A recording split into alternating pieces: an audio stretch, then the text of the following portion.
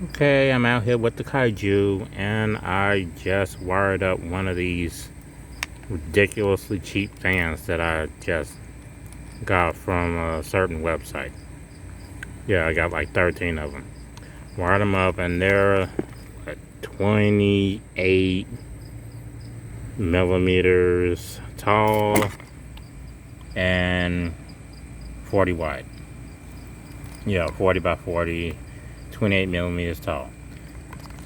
Yeah, I really wouldn't consider telling anybody to try to do this, since getting these wires and this wire cover is like torture.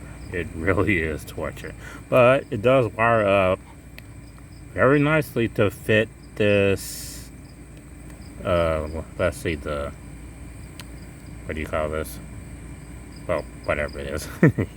Yeah, it's been a long day at work, so I might as well just go on and get this out of the way. Anyway, the balance connector, you cut off one end of it so it'll fit the 6S battery. Yeah, I know you're gonna talk about it's draining the 3 cells on the. Who cares? When you hear it go, it's gonna be who cares. Yeah, that is stupid loud.